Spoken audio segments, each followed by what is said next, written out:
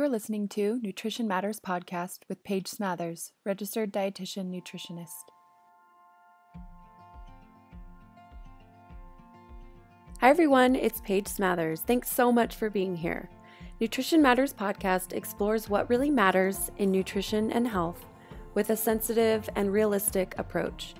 To help support the podcast, please consider making a donation at positive-nutrition.com/podcast.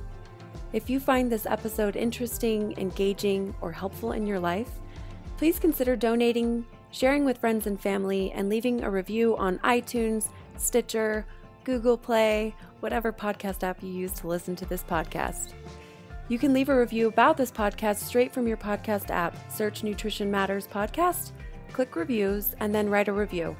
You can also find me on Instagram and Facebook if you'd like to have a little more food for thought. Thank you for listening.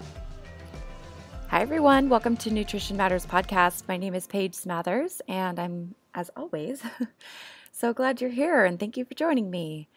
Today I'm sharing an episode I recorded with Kara Leiden, who's a registered dietitian in Boston, and she shares her story about how she kind of slowly and eventually moved towards challenging her all or nothing thinking when it came to food and with exercise and with other areas of self-care. So we talk about her story, and then we also talk about this concept of challenging all or nothing thinking. So before we get into that, I also wanted to make a really exciting announcement. So for those of you who have listened recently, you'll know that I put on a mindful eating workshop here in Salt Lake City a couple weeks ago, and back by popular demand, we are putting on a similar workshop, only this time it'll be for registered dietitians. We're putting on a similar workshop in Salt Lake City on June 23rd, which is a Saturday, June 23rd, 8:30 to 5 o'clock. We're providing 6 continuing education credits, and the all-day workshop will be diving deep into how to apply mindfulness to your practice as a dietitian. I promise you're going to learn so much. I host this workshop with Noah Rasheta, who's the host of the Secular Buddhism podcast. And I follow his work and I love what he does. And I'll tell you what, when I sat in the workshop a couple weeks ago and listened to his portions while he was talking, I learned so much. And it's actually been super helpful for me in my practice. And so I'm really confident that between Noah's expertise and then my experience and my stuff that I like to share about mindful eating, I think you're going to leave the workshop feeling renewed and refreshed and really understand more about how you can apply mindfulness into your practice. So we are running an early bird rate that will be available through June 1st. So if you'd like to get the cheaper discounted price, head on over to positive-nutrition.com/workshop to sign up. And we're so excited to see you there. So again, for registered dietitians, 6.0 continuing education credits, June 23rd in Salt Lake City. You might hear some birds chirping. I'm actually recording this intro in my sister's backyard in San Diego. So if the birds are chirping and you're hearing that, that's what's going on in the background. Kind of fun. I have a few other exciting things in the works. I'll be announcing those in the coming weeks. Lots of fun changes and exciting things going on with my business. And thanks so much, all of you, for supporting the podcast through listening, through sharing, through donating, through leaving a review. All of that stuff is so very appreciated. Thank you for writing me nice little notes via email or social media. All of it means a lot. And really, truly, the best way to show your appreciation for the podcast is to do any of those things, to leave a review, to share it with a friend or a family member, to reach out to me, to donate, to even participate in any of the services or products that I offer for sale. All of that helps to support me to continue to do this work. So thanks everybody for your support. It really means a ton to me. So on to the podcast topic for the week. As I mentioned already, I interviewed Kara Leiden, who's a registered dietitian, nutritionist in Boston.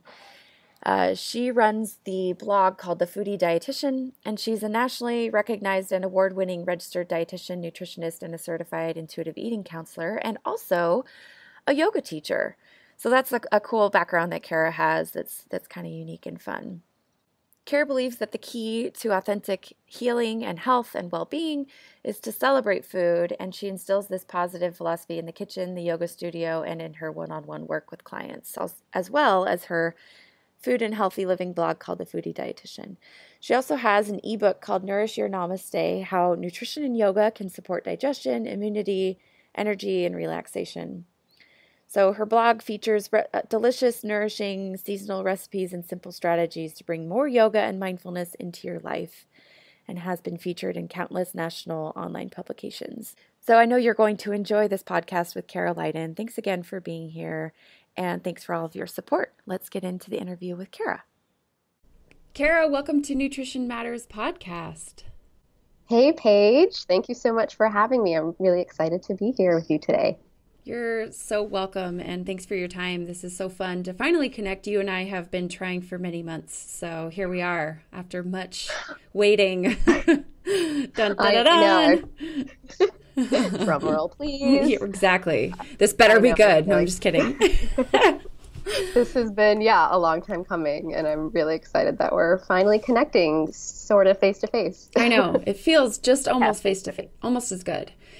So, take just a minute to kind of introduce yourself. For anybody who doesn't already know you or familiar with your work, just talk about who you are, what you do, kind of in general, and then we'll dive into some of the specifics. Sure. So I am a registered dietitian nutritionist and a registered yoga teacher. And I have a part-time private practice. I'm a certified intuitive eating counselor. And so I work with people sort of all along the disordered eating spectrum. So from clinical eating disorders to sort of like subclinical eating disorders like orthorexia, to working with people who have just been dieting for years and years and want to sort of heal their relationship with food and their bodies. So that's kind of half of my time. And then the other half of my business, I spend on my food blog doing recipe development. I have a strong passion for culinary nutrition. So do a lot of recipes and food photography and freelance writing. And so, I really enjoy the balance and the mix of the two. As an entrepreneur myself, I have to just totally take a minute to talk about how important that is for me too. Just the idea of like diversifying what you spend your time doing. I think that's something that I'm kind of coming to terms with right now. I'm like, I actually have a way better quality of life when I do this and I do that, and it's not every day is the same, and not so much client work that I feel so drained and like out of energy. Mm-hmm. So I think that's it sounds like a really busy but fun way to spend your time. Yeah, it's busy. It keeps it interesting, but to your point, like I feel like it helps me to approach the days when I'm seeing clients feeling more refreshed and kind of, re-energized and ready to go, because I've spent the other days doing, different types of work that I think sort of re-energize me on a different level, from more of like a creative standpoint. So of the creative versus sort of like the heady intellectual stuff, and using those different parts of your brain, different skills. Also, I think you're better at the creative work when you have that client experience too. At least in my opinion, I couldn't be very good at podcasting if I didn't have the experience of working with actual people, For sure. Yeah. A lot of the blog posts that I do and freelance writing, the topics and themes that come to mind are totally influenced by what's coming up in session with clients and what they're bringing to the table. Right. So it works both ways. Yeah, that's fascinating. And I think that there's a real advantage as someone who's blogging about food and who's sort of in this place of being kind of a nutrition communicator. I don't know if that's the right term, but just in the media and stuff like that. It's just nice to have that real life experience where what messages resonate and what's actually needed versus kind of what you learn in school and what's the textbook answer, right? Because sometimes that's so different. Totally. Yeah. Yeah, absolutely. Yeah, I learned so much from my clients on a week-to-week basis.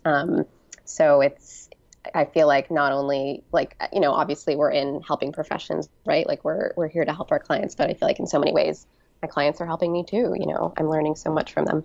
Oh, I totally agree. It's such a beautiful thing that we all kind of are so interdependent for each other's wisdom and knowledge and even experiences. Yeah. So that's awesome. That's cool. I'm so glad to hear more about your background. That was all stuff I was kind of familiar with, but it's interesting to hear your perspectives on it. So also just take a minute to talk about like some of the stuff you've put out there. I know you have an ebook, and you're talk about what your blog is called, and then maybe we'll mention it again at the end so people can find it. Yeah, sure. So my blog is called The Foodie Dietitian. And The Foodie Dietitian to me is just like, I'm a dietitian who loves food and loves to celebrate food. I know sometimes foodie can come off as like a pretentious descriptor. Like some people think of foodie as like food snob, and that was like Not the totally so intention. far from my intention.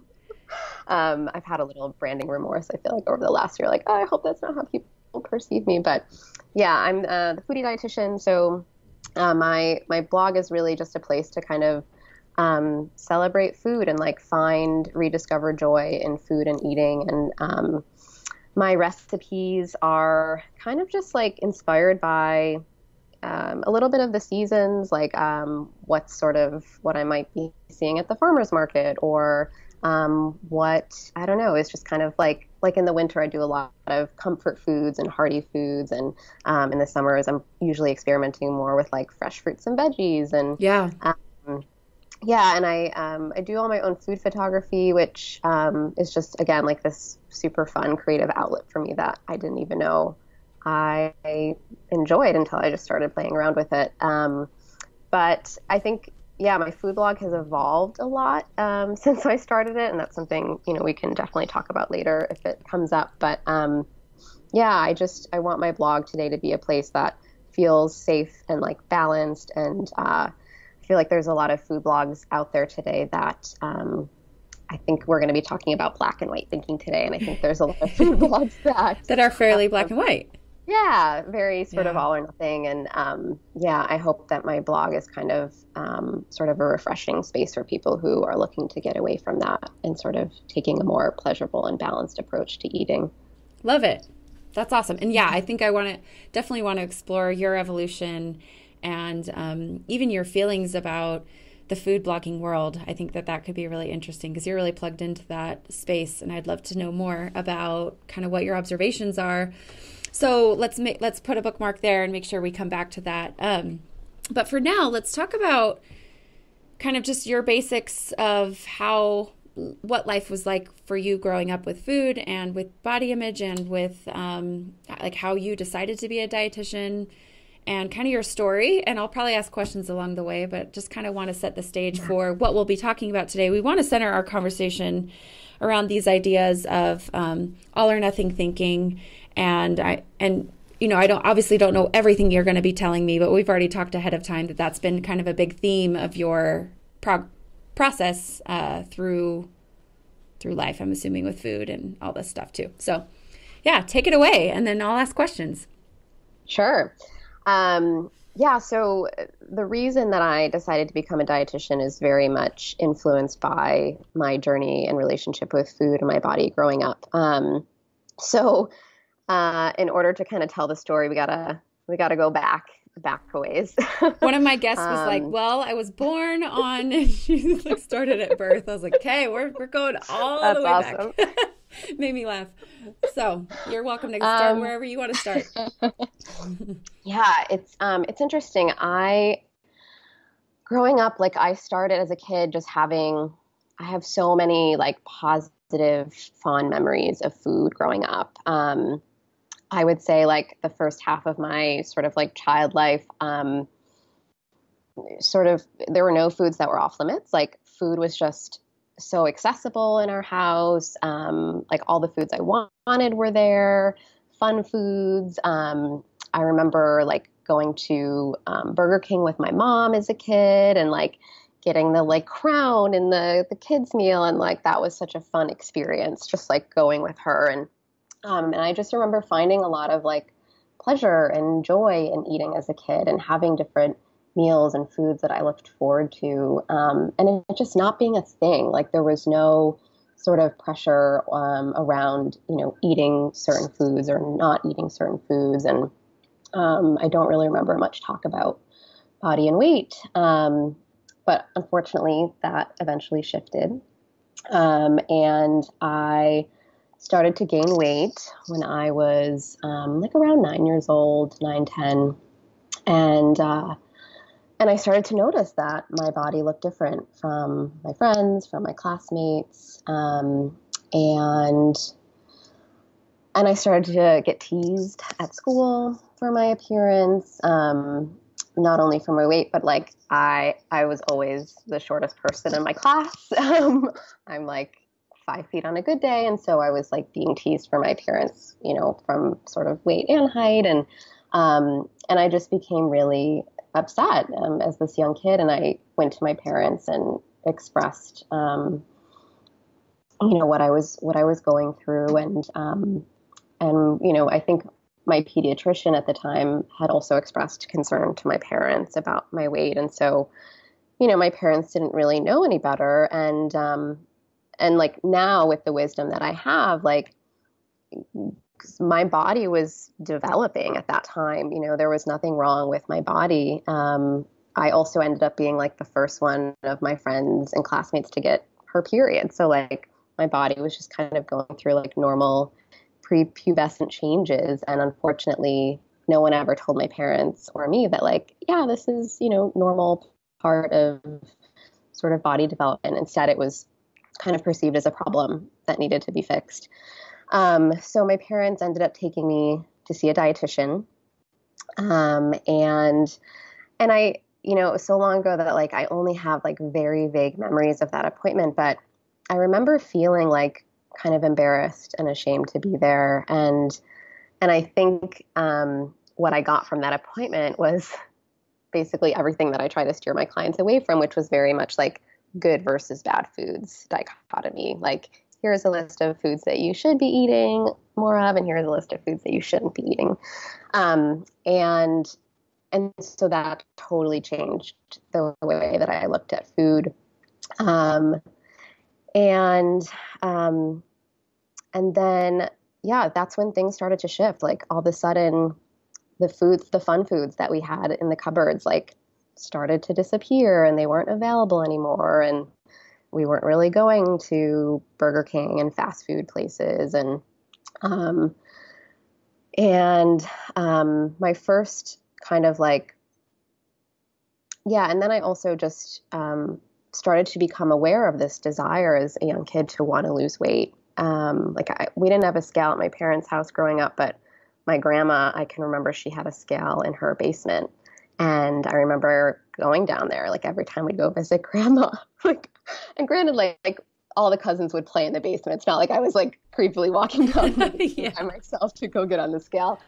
We all played down there, but yeah, the scale was down there, and I remember, stepping on it, and I remember like having this feeling of excitement if the number was lower than it was before, and like wanting to share that with my parents. And yeah, it was just, it's so sad to reflect on that, and to think of like my younger self. I just want to give her like a big hug. I always feel like really sad for her when I talk about this part of my story. So really quick, yeah.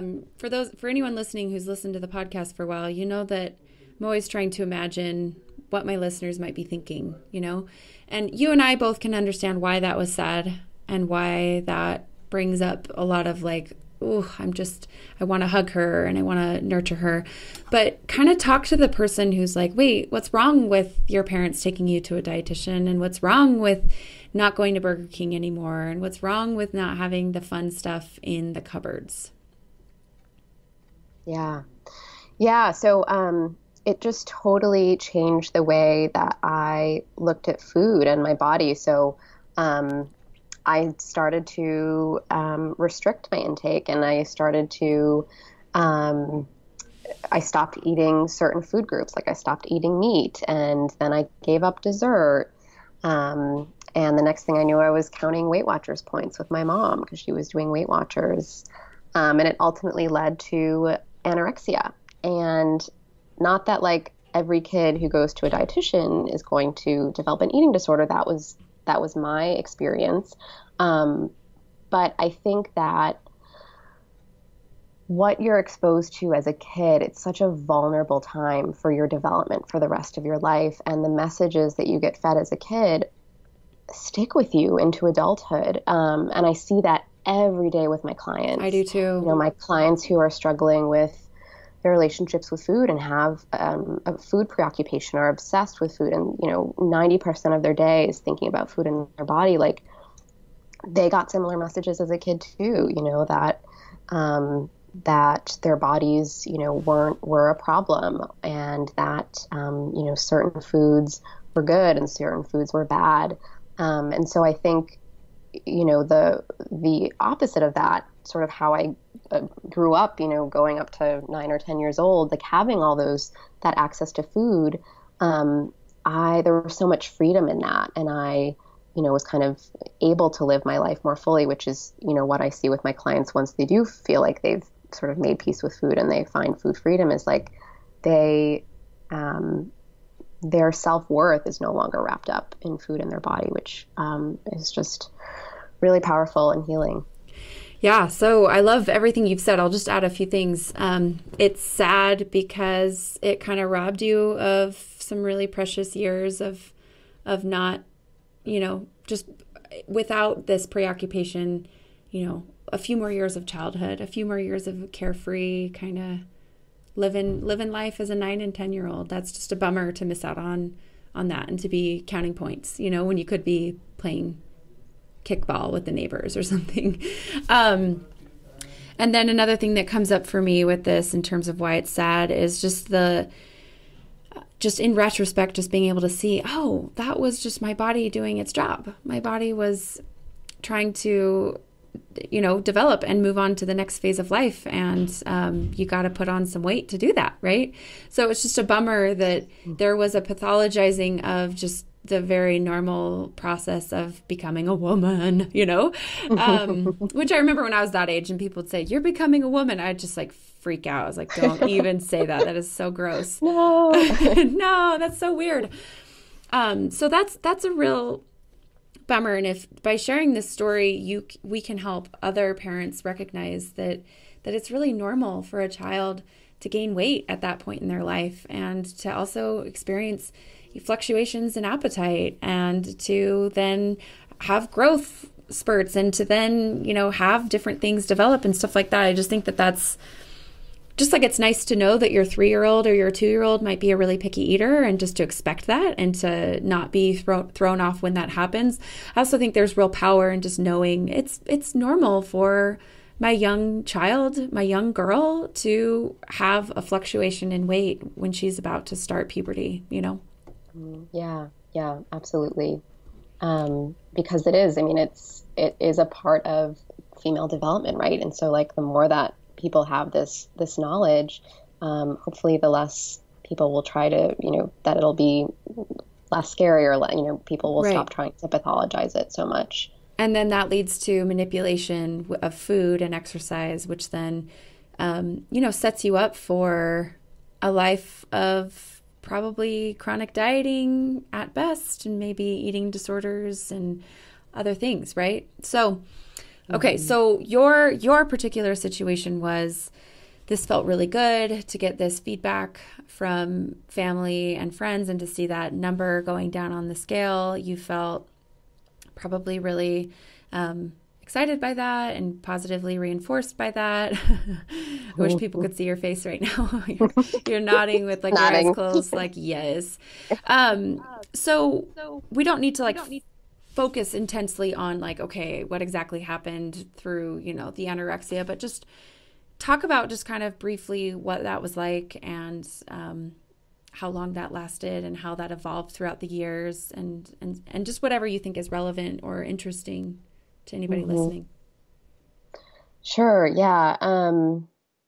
One piece that I think is interesting to mention is just kind of the sort of evolution of like restriction, because it started off as really socially acceptable, right? Like I think I was 12 years old when I said I was going to be a vegetarian and stop eating meat. And And there's a whole other sort of backstory to that. Like my parents ended up accidentally taking my sister and I to an animal sanctuary that exploited like factory farm conditions. They thought it was like a family friendly petting farm, and it was very far from that. Traumatizing.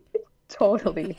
Yeah. So as this like animal loving 11-year-old, I was like scarred for life, and that just really sat with me. And so I kind of, used that as my reasoning, and it was definitely part of the reason that I decided to stop eating meat. But I do think there was also some sort of subconscious control over food that was just starting, and I'm able to sort of see that now. But at the time, that wasn't something that was out there in the open. So that started, and then I think, a year later, I declared that I was giving up dessert, and again, like, okay, you're giving up dessert. Like that's kind of socially acceptable too, unfortunately. People aren't like really freaked out or like taken back by, things like that. So, I just think like it can be a slippery slope, I guess is my point, that like, not always, but sometimes like one restriction can lead to another restriction, can lead to another restriction. And that was kind of my case. And my eating disorder was not just based on, one restriction leads to another. There was also other stuff going on. I always call it like the perfect storm. Like my best friend at the time had an eating disorder, and it was a period of my life where I felt like I had no control. I was graduating from 8th grade, and I went to an inner city public school for grammar school, which I loved. And I had, all these great friends and really social. And my parents were forcing me to go to an all-girl Catholic private high school. Oh, wow. Where I knew Such a absolutely shift. no one. Yeah, huge shift.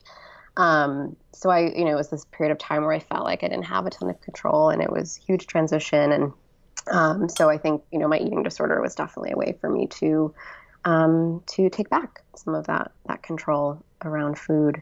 And so, the eating disorder, I ended up losing a lot of weight. Again, like, my pediatrician expressed concern. My parents were concerned, ended up taking me to see another dietitian this time. Same one? Yeah, Just kidding. Just kidding.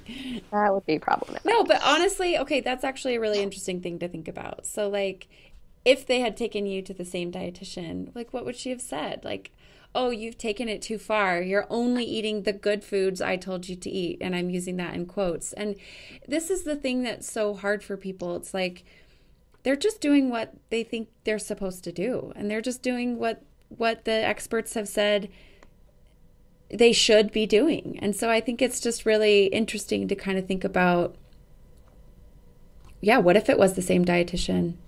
And how problematic that we would say one thing to a 9-year-old child in a certain type of body and another to a 12-year-old child in a different type of body. Like, that's messed up. Right. Like, okay, well, now it's okay to eat the bad foods. Well, and like, you took my advice too far. Like, I didn't mean that you should only eat the good foods, quote unquote, and it's like, well, I mean, that's so confusing. And also, what a black and white dichotomy to set up for a 9-year-old. What a confusing thing to say. No, I didn't mean to only eat the good foods. Right. And as a 9-year-old, like, you don't have the space to insert that nuance, right? Like, you don't know any better. You're taking things at face value. If a doctor or a health professional tells you something, like, they're an authority figure, you're going to take that at face value. And you're probably a pretty, like, dedicated, hardworking, motivated person. And that's probably just part of, like, how you work. And so I just think it's really fascinating to just ponder, like, if it were the same person, what would she say?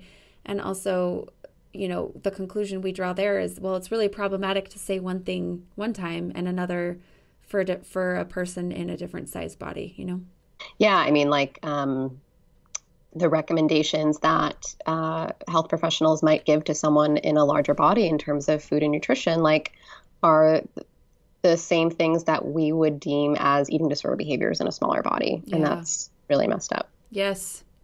So important to think about. Okay. So your parents took you to a different dietitian.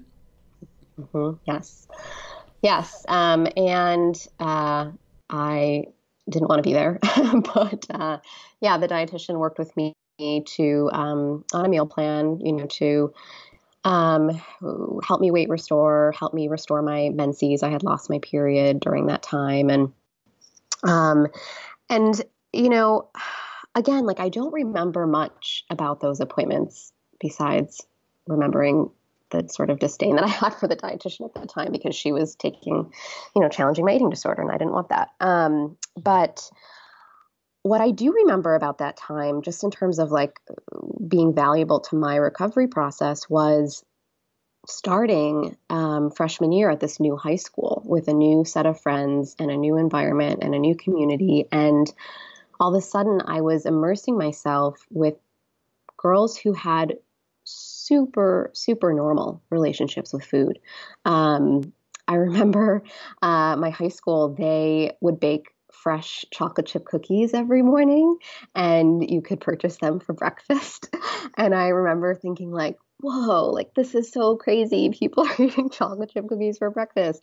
But they were so freaking delicious and they were warm and gooey and fresh every morning. And all the girls that I was hanging out with like had also really healthy relationships with their bodies too. Like I remember going to my first like sleepover party with my new friends and everyone was like getting changed and just like changing in front of each other and like no shame, no like hiding of their body parts they didn't like. Everyone was just like throwing their clothes off. And I again remember being like, whoa, like everyone's really comfortable in their bodies. And that stood out to me. And so I think, yeah, for me, like just the power of sort of community and the environment and like the people that I was surrounding myself with, I think for myself was really healing.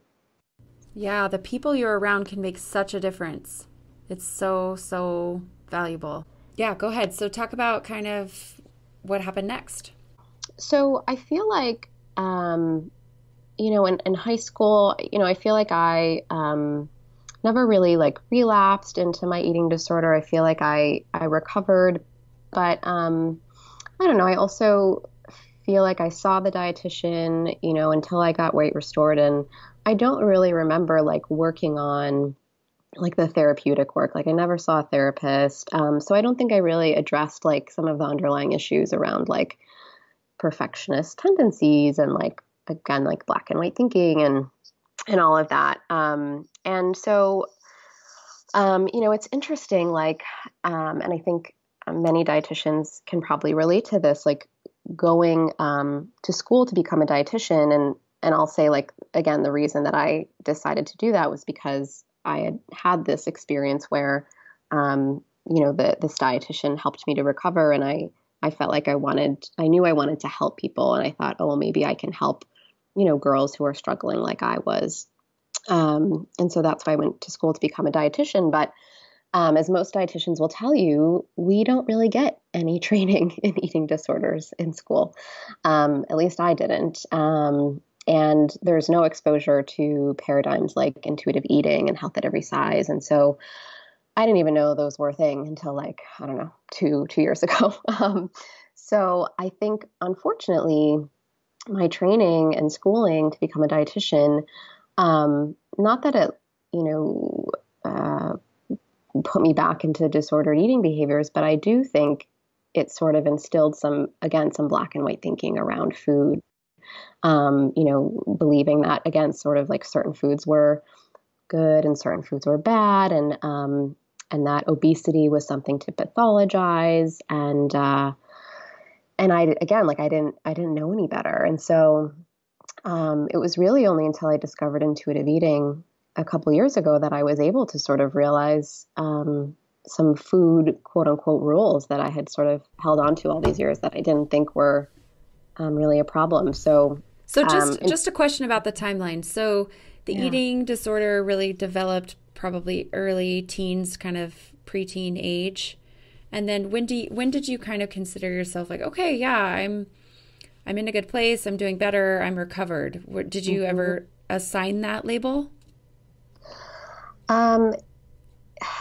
So it's interesting because I don't even remember like using the verbiage with the dietitian or with my parents, like you have anorexia or you have an eating disorder. I feel like I've only started to use that verbiage as an adult, like kind of looking back. Okay, and I don't know. interesting. Yeah. Yeah. So I think it was hard for me to sort of own recovery at that younger age when I didn't even really own the eating disorder, if that makes sense. Yeah, no, that's actually really interesting. So you started school as a dietitian, not really identifying as like, oh, I've really struggled with anorexia or I've really struggled with food in the past. It was just kind of like, oh yeah, here I am learning about nutrition, and perhaps still in kind of that mindset of like, how can I help people like restrict or manipulate? I don't know. I'm not trying to put that on you. I'm just kind of trying to Yeah. wonder. No, it's interesting to hear you say that because I do remember being a senior in high school, and at that point being able to look back and realize like I had a Okay. problem when I was, 13, and that I was struggling and that I want to become a dietitian so that I can help people who are struggling like me. And I think at that time I realized I had an eating disorder. But just in terms of like the recovery piece, I feel like, yeah, like freshman year was kind of the year that I was recovering. And I don't really remember, I don't know, maybe for me it was getting my period back. Like that was really honestly my only motivation for recovery at the time, because I remember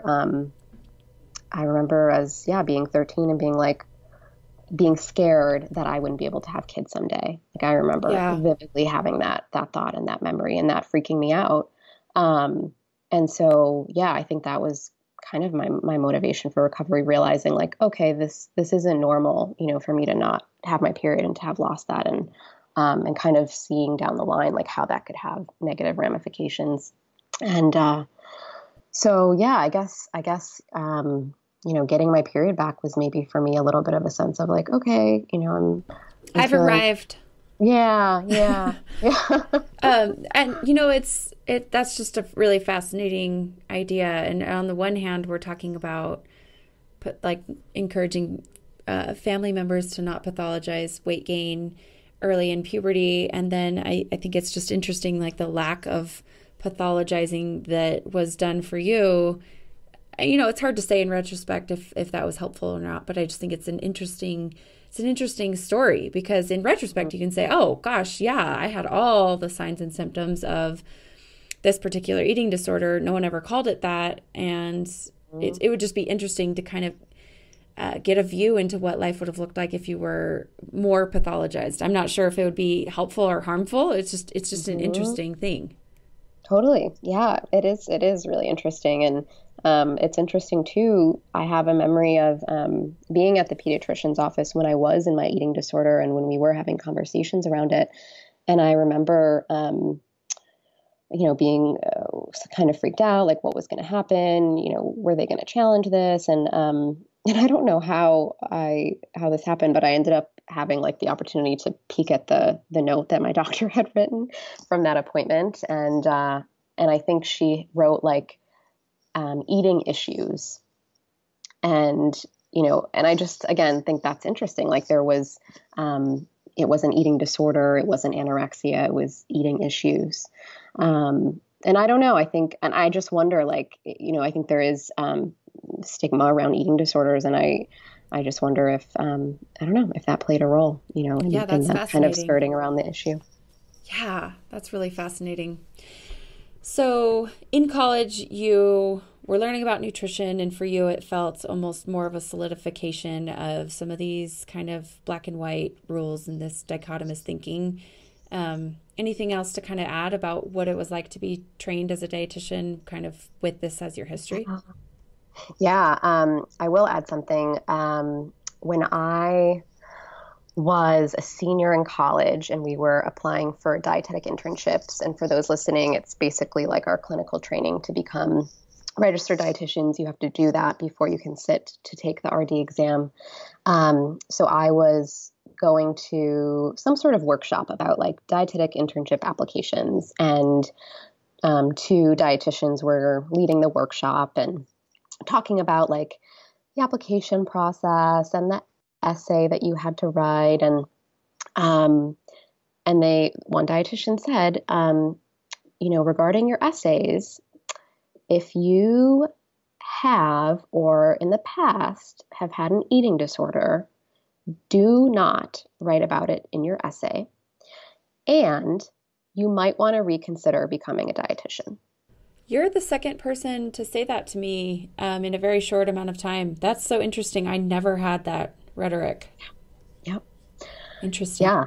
And so in that moment, like, I just remember this, like, just so much shame, like so much just wanting to hide that part of my story. And in that moment, I decided, like, oh, I can't talk about this. Like, I have to bury this part of my story if I want to be a dietitian, which you've already done all the schooling. So it's not like you could be like, never mind, career change, Right. Right. Yeah. Yeah.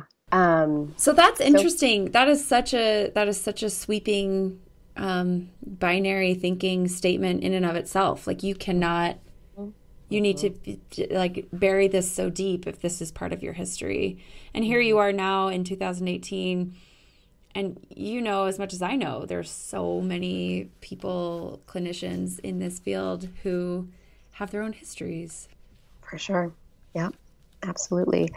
And I think it adds something to you as a clinician if you have your own history. I mean, I know for myself, like, I have, not that like people who don't have a history with eating disorders don't have empathy, but like I can relate, to some of these stories and some of the narratives, that my clients are presenting to me. And so I just think it's really narrow thinking, to think that if you have an eating disorder history that, like, you can't be a competent dietitian and you shouldn't be counseling clients.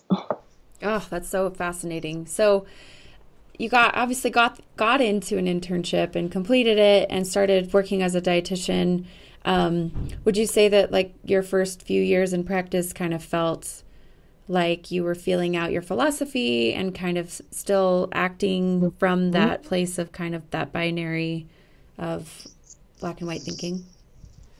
For sure. Yeah. Yeah. And what ways did that manifest? Like, if someone's listening and they're not really familiar with the idea of black and white thinking with food, how would you characterize that? Yeah.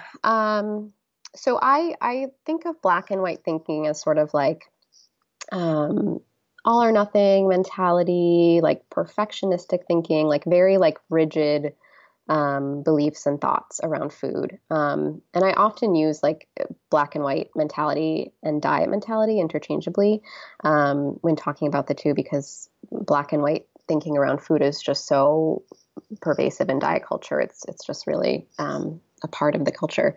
So with black and white thinking, you're kind of giving yourself like these two sort of alternatives, and there's like no room for anything in between.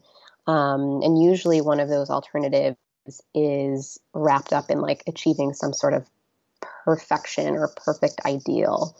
And so there's really no sort of flexibility with black and white thinking. There's no room for nuance or, kind of existing in like the shades of gray. So, an example would be, I can't, like my clients like will often say to me things like, I can't eat any, we'll say carbohydrates, because that comes up a lot. I can't eat any carbohydrates because if I start eating carbohydrates, I'm only going to want to eat carbohydrates and I won't be able to stop. Or, I often see black and white thinking applied to intuitive eating in, sort of the beginning stages. It can be in this dieting mentality, but it can also be when you're trying to reject dieting, you can also engage in black and white thinking. Yeah. I often see it with two of the principles of intuitive eating, like listening to your hunger and fullness and using your internal cues to help determine, when and how much to eat. And I often see clients sort of taking that to a rigid place and sort of adopting the belief that like, I can only eat when I'm hungry. And if I eat when I'm not hungry, then I'm a bad person and I must always stop when I'm full. And if I eat past fullness, then I'm a bad person. So yeah, I mean, black and white thinking can be applied to food, but you can really apply it to anything. You can apply it to exercise, you can apply it to work, your career, like self-care, right? It's just like, it's a way of thinking. You can even apply it, like, here's something I'm wrestling with right now. Even when you are trying to be really aware of it and trying to kind of intentionally occupy more of a nuanced gray space, you can still be so into rejecting black and white thinking that in and of itself is kind of black and white, where it's like black and white thinking is always bad. It's kind of like, well, that's really like, there might be situations where you do have to make a snap judgment. And so I think there's even room for nuance when we're talking about nuance. Does that make sense? That's a really and then you point. all feel like you're cross-eyed because it's like, it's so confusing. But I think it's an interesting sort of ideal to look at, like, how can we become aware of this kind of cognitive distortion when it comes into our lives and when it affects our self-care and our relationship with food and our body. But I also think there's some space for like gentleness when you're not able to be perfect at not thinking in a black and white way, because it's like, I don't think that perfection with not thinking about black and white thinking exists. Does that make sense? No, it makes total sense. Yeah, right. Like you can, take not trying to engage in black and white mentality to an extreme too, right? Like, you can apply perfectionist thinking to getting rid of black and white thinking. Yeah. It's a really fascinating idea.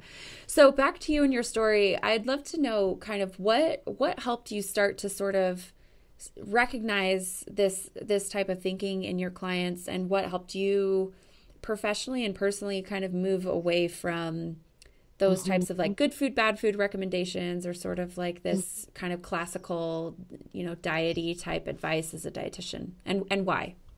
I mean, I think it was a bit of a process.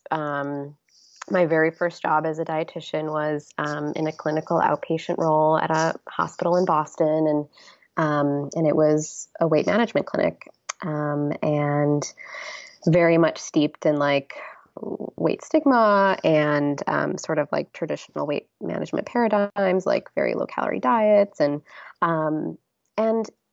it was interesting because as a new dietitian, unfortunately, I didn't really know that there was another way, but I also knew that like it didn't resonate with me. Like I really loved the counseling piece. Like I really loved, being able to talk to my clients and hear them and sort of support them and be there for them. But then like the telling them what to eat and what not to eat piece was kind of like, this kind of feels icky.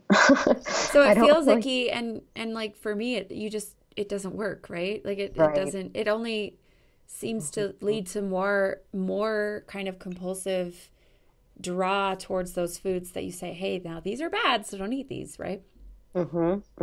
Yeah, for sure. Lots of tears too in my experience. It's like, it's just to see the earnest desire in their heart, and then to see them fall short, and just to be like, am I a part of the problem here? Right. There's so much disappointment involved, and unfortunately, that ends up getting internalized, right? Like people take that on, like, well, it must be me, like these diets should be working, so it must be my fault. Exactly. Which is so horrible, because what we know is that diets just don't work long term. The research supports that, and so it's the diet's fault. It's not the fault of the person. It was just it was a challenging space to work in, and I lasted about a year. Okay. And then I actually did a couple-year stint in the food industry, and I was a corporate dietitian for a Greek yogurt company, and I did like nutrition communications, which basically was like creating nutrition educational materials for dietitians and health professionals, and educating dietitians about the nutrition benefits of Greek yogurt, and that was an interesting experience, because I feel like that kind of awakened a few of my current passions, which is culinary nutrition and sort of writing and communications work. And I ended up getting let go from that company. They went through a restructuring, and the dietitians were let go. And so I found myself, this is now like, I don't know, maybe 4 years ago, kind of at this like kind of unique crossroads where I was able to really reflect on like why I went into nutrition in the first place. What really I was passionate about, and what were the things about nutrition that I don't know, really just touched my soul and my heart. And I ended up going back to the reason I went into nutrition in the first place, which was, kind of my story with my eating disorder and my struggles with food. And, decided that I really wanted to help people heal their relationship with food. And then there was kind of another sort of process to that in starting my own business. I needed to make money, and my private practice wasn't taking off at all. My other stuff was. So I kind of spent a couple years just doing the nutrition communications work and my food blog and recipes and freelance writing. And then I would say about, I don't know, maybe a year and a half ago, I was just like, something's missing. Like, I just really miss connecting with people face to face. This work is fun, but it just wasn't the same level of sort of fulfillment and feeling rewarded like I had when I was doing one-on-one counseling with people. And so that is when I started to read all about intuitive eating and health at every size, and did eating disorder training, because at that point I was really clear about who I wanted to work with. I had a couple of random private practice clients here and there in sort of the in-between of starting my business. And I just realized that like the people that were coming to me, they were asking for sort of like, they wanted sort of the black and white rules. They wanted me to give them a meal plan. They wanted me to tell them what foods they should avoid. And I just realized, like, I'm so not interested in this work. This is not. Well, and it also is on a personal level, like, really problematic, because you're like, wait, that was the source of so much of my suffering and my struggle. And so, like, that's a real ethical dilemma, because you're just like, I can't be a part of that. Right. Yeah. And I think I was able to see that, like, this isn't going to help you, like, this might help you for a month, but like, this isn't going to help you long term. And I really just was interested in working with people and helping them long term, and helping them in ways that would be sustainable. So I'm really interested to know what it was like for you to dive into this world of intuitive eating and health at every size, with your history and also with being really clear about who you want to work with and stuff like that. I'm just really fascinated by, the process that one goes through when you are doing this type of work. And I don't mean work as a dietitian, but work that all of us do when we start to really question our premises and our assumptions, and really wrestle with shifting a paradigm. Yeah. It was a time of a lot of introspection for myself, getting curious about, my previously held thoughts and beliefs around different foods. And one of the big shifts for me was getting curious about my vegetarianism, because that was something that I held on to through adulthood, and up until a couple years ago. And I wasn't like ever really strict with my vegetarianism, but it was, I wasn't eating meat. And I just started to get curious about that decision, and asking myself, like, how is this still serving me? How is this still aligning with my values? Is it still aligning with my values? And I realized that, for me, I felt like I was kind of operating under a little bit of a black and white mentality around this decision, like this notion of, okay, I either eat meat or I don't eat meat, and kind of assuming that there was no in between. And, another sort of black and white thought was like, okay, if I value, animal welfare and ethics, then I can't eat meat. As if there was no other sort of no nuance in that and no other way to look at it. And so, yeah, I just started to challenge those beliefs and tried to add some nuance in there and realized that, like, okay, if ethical treatment of animals is a value of mine, then, like, why can't I purchase meat from the local farm where we get our CSA every summer? Right. And, if I value the environmental benefits of eating plant-based, then why can't I, still eat plant-based foods, but, like, also eat meat when I'm craving it or when it sounds good or when it looks appealing.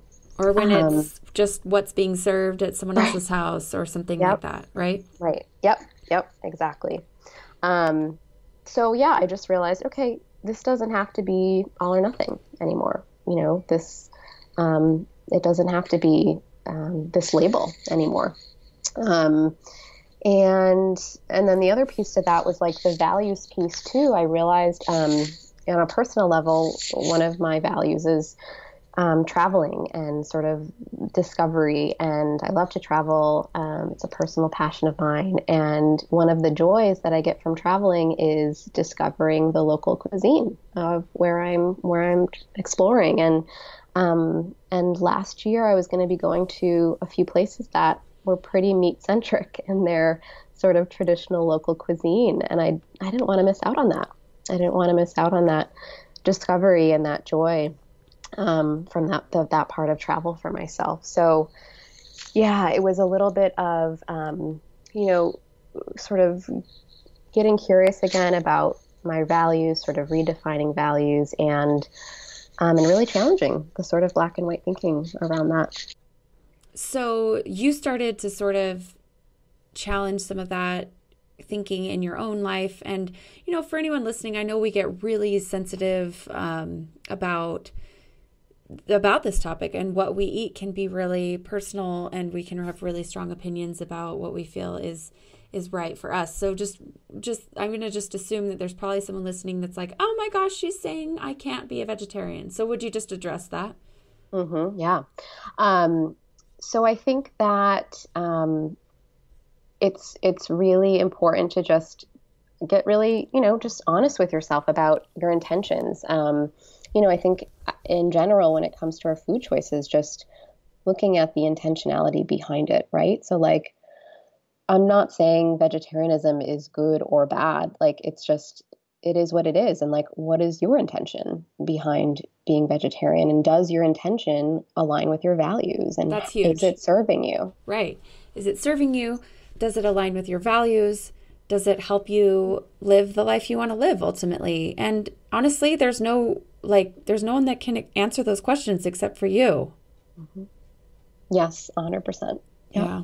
Okay. Absolutely. I know we get so passionate about what matters to us with these conversations about what to eat. And so I always think that it's important to kind of outline, we're not really talking as much about what to eat, but just more looking at the why and maybe even the how, and how is it serving you? Is it helping you live in alignment with your values?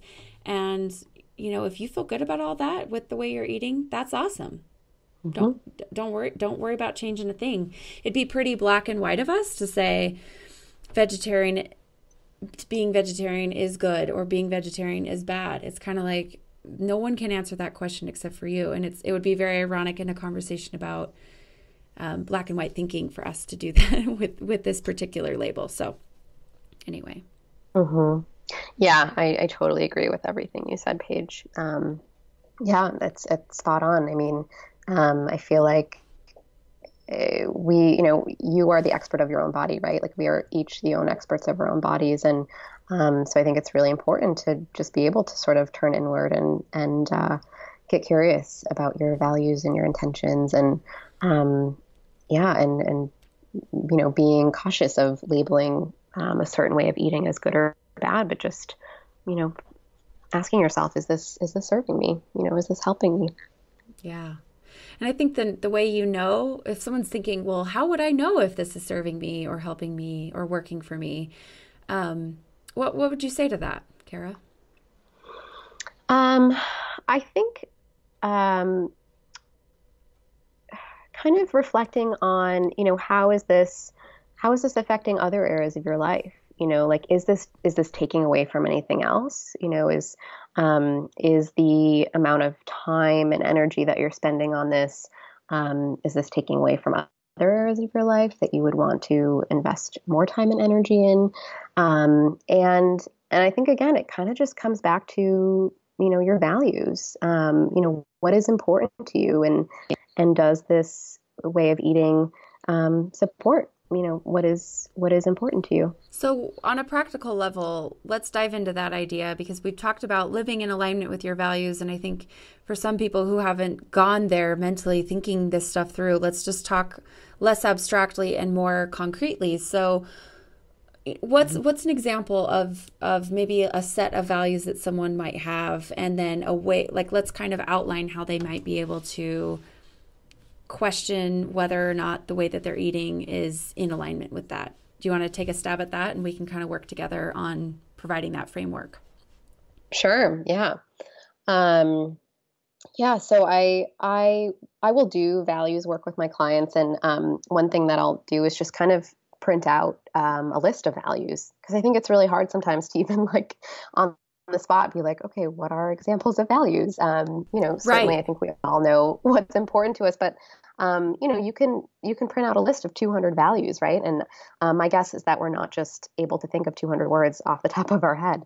That might resonate with us. So I would say, first and foremost, like, go Google list of values, so that you are giving yourself the opportunity to really like, what are all the options that I could possibly be thinking of right now, and which of these do resonate with me. So I think a couple examples might be, I recently did this exercise with a client around values, and some of her goals were, or not goals, values were joy and flexibility and kindness. And we started to have a conversation like, okay, how might these values relate to, your relationship with food? Like, what would living out your value of joy look like with food? And then, kind of having a conversation around that. And so I think, like, for example, if, let's say flexibility was one of your values, then if you decide to, let's say you have something planned for dinner, but you are really craving something else, allowing yourself permission to have the thing you're really craving could align with your value of flexibility, Right. for example. Right. That's a perfect way of describing it. So yeah, Googling a list of lots of different values, and here are some that I have on a handout that I use. So things like achievement, ambition, attentiveness, balance, boldness, bravery, charity, comfort, empathy, discipline, curiosity, fortitude, joy, justice, liberty, logic, love. I mean, I'm just kind of scanning through this, obviously alphabetical order, handout I have, and just really trying to not think necessarily in terms of food, but what do you care about in general? What makes you feel your best self when you're living in alignment with these things? So, for me, what comes to mind for me is I really value connection. That's like a big one. So when I think about connection, and I'm kind of trying to assess whether or not my life is in alignment with that value that I hold so dear, I'm looking at my relationships. I'm thinking, okay, have I connected one-on-one with each of my little girls? Have I connected with my husband? Have I given a phone call to someone in my family and really connected with them? am I connecting well with myself? Do I need to take a minute to just breathe and be alone? How am I doing with connection when it comes to food? Am I disconnected from my body, or am I really connecting and paying attention to what's happening? So I just wanted to sort of provide some concrete ideas of what this could look like. When it comes to our values, what I think is so amazing is it doesn't matter if something you value is something you're really good at, right? So if you really value balance, let's just say, you really just love that value of balance, but you're really bad at it. Your life is out of whack and you're a workaholic, or, something like this. I think food offers us this really practical place where it's something we have to do multiple times a day, and we can practice whatever the thing that we value with food. And sometimes it's easier to practice our values with food. Sometimes it's a whole lot easier to practice those values with food, and then you learn that skill with food that then can translate into other areas of life. But other times it's easier to practice that value in other areas of life, which then that skill can transfer into how you feed yourself. So it's really useful to think about this values exercise in terms of, both angles. Is it easier for me to practice this now with food? Is it easier for me to practice this now with other areas of life? And then can I translate that skill into, other areas? Mm-hmm. Mm-hmm. Yeah, I think that's a great point, Paige, and something I noticed too, and I wonder if you see this with your clients as well. Like oftentimes our relationship with food, we can start to see parallels into how that plays into other relationships that we have with other things in our life. Whether it's with work or with friends or family, and so I do think the two can kind of go hand in hand in terms of playing into each other. If you are starting to do this work with food and be more curious and, eat more intuitively, you might start to notice that you're adopting those practices into other areas of your life too. Maybe you're being more intuitive about how you approach your work, or you're getting curious about, the amount of time you're spending on work versus other things, Right. Whatever it is. I think these two things can go hand in hand. And these efforts are not isolated with food, which I think it's sometimes really reassuring, because it can feel kind of frustrating to feel like food is such a struggle. And then maybe it's like, gosh, on top of it, all the other things going on in life, I also have this food stuff. But I think it's really important to recognize you don't learn these skills in isolation.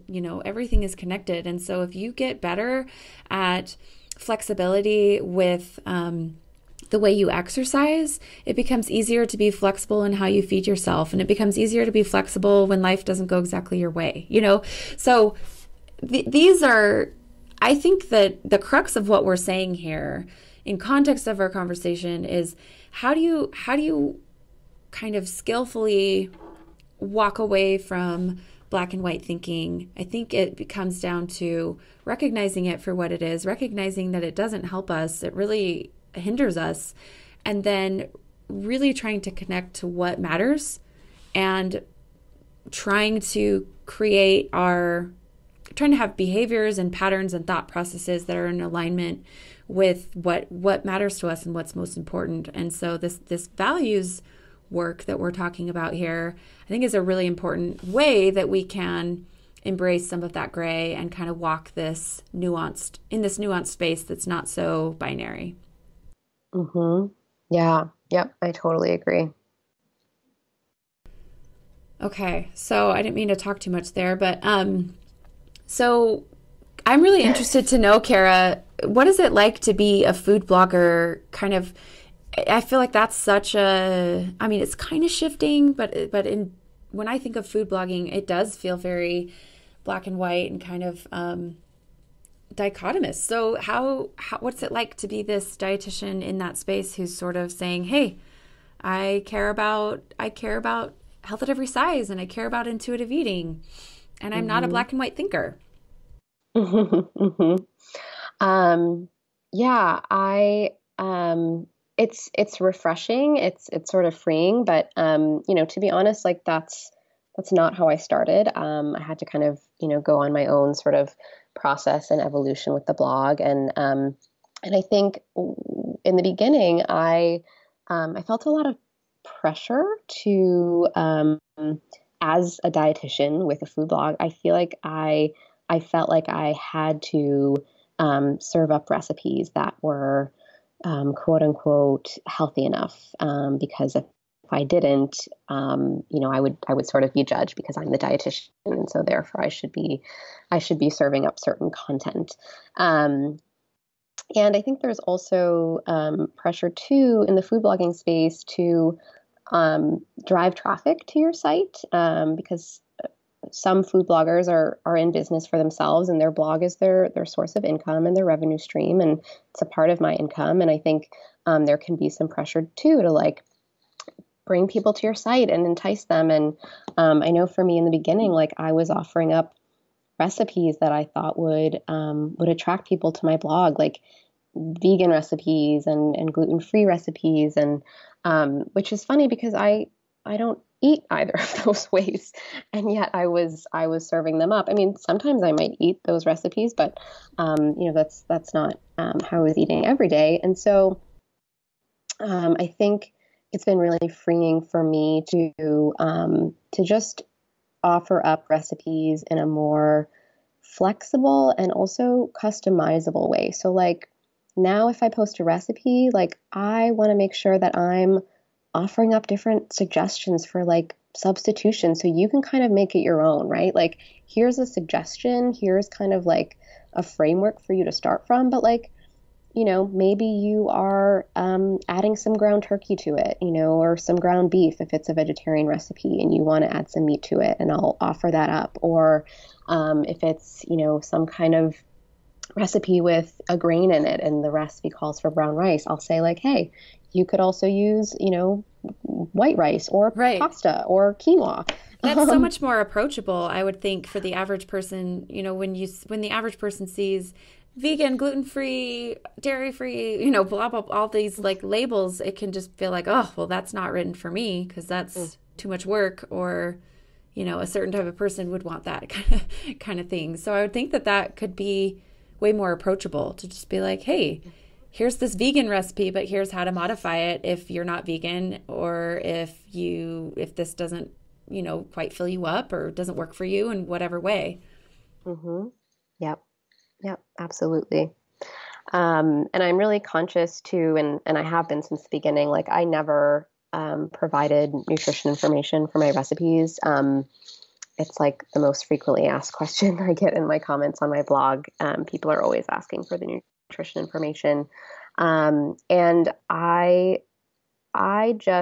never, as a dietitian, like even when I worked at the weight management clinic in my first job, I was never a numbers person. Like I never wanted to talk about calories or grams of this or that.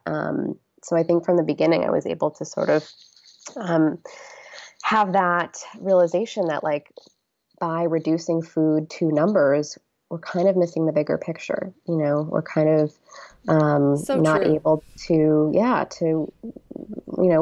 see how this feels in our body. Is this satisfying? Is this satiating? How do I feel afterwards? By just focusing so much on the numbers, again, kind of like black and white thinking, right? We're only kind of thinking one way.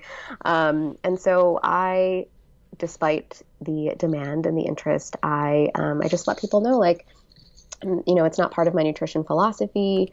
And I'll link to like my about page. Like if you want to learn more about my philosophy, here's the link. But I don't provide the nutrition information for my recipes, because again, like my blog, I want it to be a space where we're celebrating food and finding the joy in food and eating, and not talking about things like numbers, which I think, in my opinion, detracts from the joy and pleasure and celebration of food. Yeah, that's such an interesting idea, and such an important thing for us to walk away with. The idea that when we're so engaged in this all or nothing mentality with food, we really miss the actual experience. The full picture, the full level of enjoyment or satisfaction or pleasure or connection or whatever we're experiencing at a meal, we're missing out on that because we're reducing it down to this this level of detail that really is missing the big picture, I guess is what I'm trying to say. So I think it's really fascinating to just kind of become aware of when these thoughts come up, these all or nothing thoughts. And first of all, just generate that awareness, and then notice how much, your engagement in those thoughts detracts from your values and might take away from what you care most about. And then move toward, how can I alter some behaviors so that I can live in alignment with my values? I think that's sort of maybe a little bit of a framework to work from in terms of how you might be able to progress away from black and white thinking. What would you add though, Kara? Yeah, I think, one thing that we haven't touched on yet is also just like offering up a dose, like a hefty dose of self-compassion. Like if you find that you're caught up in sort of this black and white thinking, like this is a pretty, of course you are, normal part of our culture today. Yeah, like, yeah. Especially if you've been, dieting. That dieting is ultimately black and white thinking, and so I think it's really normal, especially in a society that I think does value sort of rigidity and doesn't really value, living in the shades of gray. People, I think, as a society, we're kind of more comfortable with labels and with sort of absolutes. And so, just offering yourself up a little bit of a break and compassion that, like, you're not alone in this, right? Like, this is something that I would say most people are coming up against in our culture, in our society. And I'm no stranger to this either. Like, obviously, you've heard about my story and how I've applied it to food.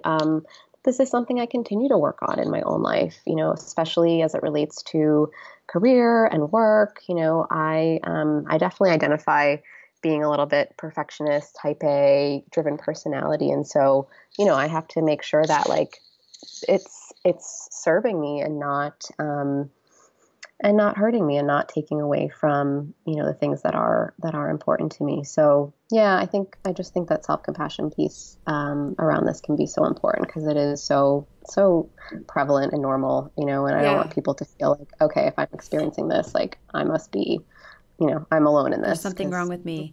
Yeah. No, that's such a good point, Kara, and really important to talk about. And I think that it's also important just to highlight, because when some people hear self-compassion, they kind of roll their eyes and like, okay, yeah, yada, yada, yada. But really, it's actually very action-oriented to be kind to yourself and to be compassionate. It's actually helps you create the space in your mind where you're able to work through and solve problems and work through what you're going through. So it's not this thing to just make you feel good. It's actually a thing that can really create the change that you're looking for in a lot of ways. Yeah, it's a motivator. Exactly. Right? I think if we're hard on ourselves, if we're engaging in black and white thinking, like, we might think it's a motivator because we've been told it's a motivator, but ultimately it's just going to wind up and making us feel sort of inadequate or less than, or like we're coming up short because we can't achieve this unrealistic, perfect ideal. So on the other hand, self-compassion, to your point, is action-oriented. I think one of the problems is people just don't really know, like, how to put it into practice and what self-compassion really means. Like, what are the actions that I can take? I just wrote a blog post on this because I feel like it came up for me when I first learned about send that to me. I would love to post that. I will. And it comes up with my clients too. It's like, okay, yeah, self-compassion sounds nice. Like, I get it. It's like being kinder to myself, but like, how do I actually put that into practice? Like, what are the steps that I would take? Sounds like another good podcast. Yeah. Okay, awesome. Send me that podcast or that blog, and then just take a minute and talk about how people can find you and your work. Sure. So you can find me on my website, which is my name. It's karalydon.com, KaralYdon. And I'm on all the social media channels, most of them, at Kara Leiden RD, RD for registered dietitian. Instagram is my jam. That's where I like to spend most of my time. So if you're there, I would love to connect. Awesome. Thanks so much, Kara, for coming on the podcast. It was so fun to talk with you today. Thank you so much, Paige. This was an absolute pleasure and really great to connect. Well, I sincerely hope you've enjoyed this conversation. If you haven't already, please go ahead and leave a review on iTunes. Thanks again so much for listening, and we'll see you soon for another episode.